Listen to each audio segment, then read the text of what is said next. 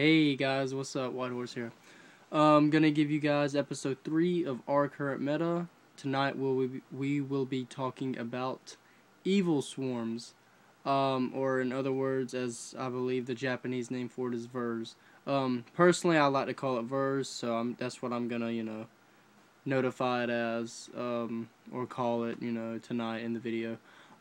There's actually a lot to discuss about this deck, so let's just go ahead and get started. First off, okay, the thing with Evilswarms, I was a little disappointed that Evilswarms did not top, or they at least did top YCS New Jersey, but they did not actually get like a good top, they made top 32, but they didn't actually, like make top 16, top 8, nor top 4. So they just pretty much made 32, I believe. And now that Kirkion's out, I actually think that they might have a chance.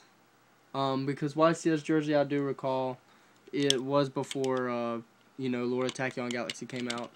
And I do believe that if Kirkion was in that tournament, a lot more Evilswarm players would actually play that deck. And a lot more Evilswarms would have actually topped, and most likely probably would have won, because Mermail's actually, I believe, won that.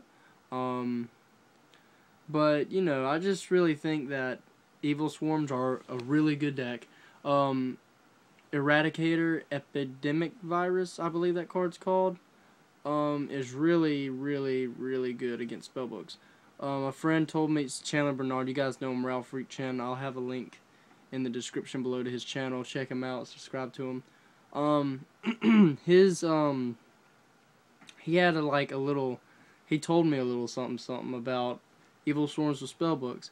If there's a way you can tribute, something with Evilswarms with Eradicator Epidemic Virus, you can call spells, and if your opponent is playing spellbooks, there's a really good chance of them either discarding 3 cards or 5 cards.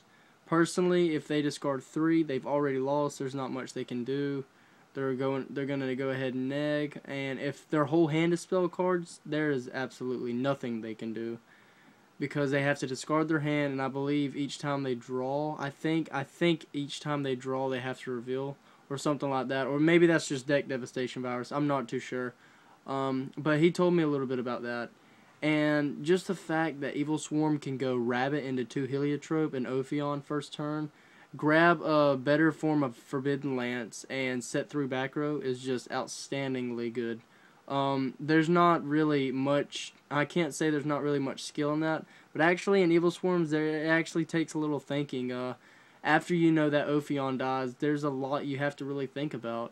Like the thing with Caster, if you normal summon Caster and you have another Evilswarm in hand, and you want to go to Ophion, and they're just gonna find a way of getting over that somehow. You just sort of to me the deck's you have to keep at least 1 monster out on the field, and as long as you have 1 monster out, you should be fine. But if that monster by any chance gets blown up, you have to consistently come back. Simultaneously just throw out stuff at your opponent and just make them just automatically lose. Automatically, die, not be able to come back. I can't really say it's more of a OTK style kind of deck, but it can OTK, I'm sure of. But I feel like it's more of a sort of an anti-meta deck. I'm not really gonna say it plays everything Rabbit plays, but it's close. I mean, that's what I refer to as sort of like a modern day Rescue Rabbit build, Macro Rabbit, whatever you want to call it. But the deck is really good, really consistent. Both my friends Josh Davis and Chandler actually ended up playing yesterday. They need a lot more play testing, both of them, if they wish to play at regionals this weekend, because I'm already going to go ahead and throw out at least 40 to 50 people are going to run Evilswarms there. Maybe even more than that, because the deck is just so freaking easy to make, and it's really good. It's like one of the tier 1 budget decks right now. All you have to do is pretty much buy a box of Hidden Arsenal and then just start from there, or just get everything from your friends, or just buy it all offline. Personally, I would suggest offline, but that's just me. And I mean, it can stop E-Dragons, it can stop Mermills, it can stop Spellbooks. It can't really do much to Fire Fist, but then again, honestly, I don't believe anybody is running that deck anymore, because that deck sort of like went down. It's just, I just don't think Fire Fist is really that good at all, period, because not only did people stop running it, but it's sort of just the same thing over and over again. It's just Tinky Bear, Tinky Bear, Tinky Bear. You know, just stuff like that. I mean, it's not really, I'm not hating on Fire Fist, it's just I don't see much play in them anymore. But I believe that when Chicken comes out, I believe that deck will like just explode and everybody's gonna be playing Fire Fist. Same thing with what's that? I don't know. Oh, War Gods. Same thing with that. When that deck comes out, I think everybody's gonna play that. Then again, I haven't really researched or did any history on, or not history. I look into any of it. Sorry, my mind went completely blank there. I had to think. I haven't really actually searched anything on War Gods. All I seen was like a video that Asian Eyes White Dragon, I believe is his name. I seen that video that he put up. Sorry I couldn't remember his name. I always get his name mixed up. But I seen that video that he put up, and I seen the thing that he did on the War Gods, and I mean, they seem okay. They don't seem bad. I honestly don't know if they're gonna be as good as everyone thinks they are, but you never know. I mean, we'll just have to wait and see. That's all we can do. Just wait. And pretty much, I mean, Evilswarms obviously have a good matchup against a lot of stuff. They have a good matchup against all of the big like decks like E-Dragon Spellbooks. I don't really bank on seeing that many Spellbooks at regionals, just because that the deck is insane expensive. And same thing with E-Dragons, because like E-Dragons, from what I've heard, E-Dragons need 3 Big Eye and 3 Draco Sack. I don't think anybody's gonna like spend that kind of money on Yu-Gi-Oh! And I'm stopping and pausing because that's how serious it is. That's like $600 to $700 right there. No, I mean, that's just ridiculous. The most I'll ever spend on a deck is probably like $250, $300. That's it. $300 in my opinion is a little bit too much, but $250 around there is pretty good. Like, I'm only gonna be paying $200 for my Mermills, because after tomorrow I'm gonna be needing like 1 Teus, 1 Lead, and 3 Megalo. I'll be done with the deck, and that'll be pretty much it. So yeah, can't wait for that. By the way, again, if you guys have any Mermills, just, you know, hit me up, PM me. I have a binder video. You guys can take a look at that. I actually got new trades. I ended up trading 1 Lance and some other stuff off the other day, and I got like a whole agent deck. So if you guys, you know, want that, just hit me up. But yeah, Evilswarms. I just feel like my friends who are playing it, Chandler and Josh, I hope you guys do really good.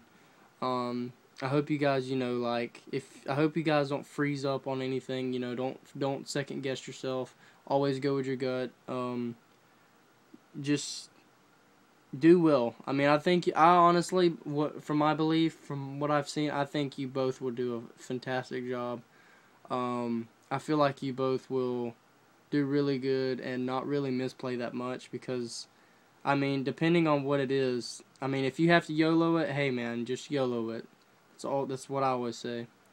But, and Chandler, don't compare DN to real life, because you can't side, bud. It's okay. Trust me. I mean, it happens, man. If you lose on DN, you can't really count it as a bad loss, because you can't really side. It's not like real life. You can't go into, I mean, sometimes people just get mad and leave. You can't do that, and I mean, you could do that in real life, but you would lose the match, your opponent would win, and you would show unsportsmanlike-ship, and that would be totally uncool. Nobody wants that, and nobody would want that in real life. And, I mean, if people don't win on DN, then nobody's definitely going to win in real life, obviously. But some people are actually cool with it. I mean, I'm not going to lie. If my opponent got up and just left and gave me the win, I would probably, you know, I would ask, you know, like, are you sure you don't want to play it out? And if they said no or anything, I guess I win. I'm not really, like, I wouldn't get mad at somebody for just automatically getting up and storming out, but I would get mad if they got mad at me and just said, just hated me just because I won the way I won. I wouldn't really get mad at them. I think it's a little, they'd just be salty. That's all it is. And that has happened to me before too. And I have that on my channel too. Josh Davis, you're the best for that gadget. Oh, that was a good duel. Anyways, that pretty much wraps this episode up. Evilswarms, guys, if you can get your hands on them, play them. They're awesome. They're really good, really consistent deck. If you see me at regionals and you play in Evilswarms and you want me to profile it or duel it, or even duel it, I will. That is if I have my Megalos, so you know how that is. Anyways, guys, I'm about to head out and go to bed. This has been a great episode. I'll have episode 4 tomorrow for you guys, which will be Mermails. I'm really excited for that. Until then, this is what we're sounding like, guys. Peace.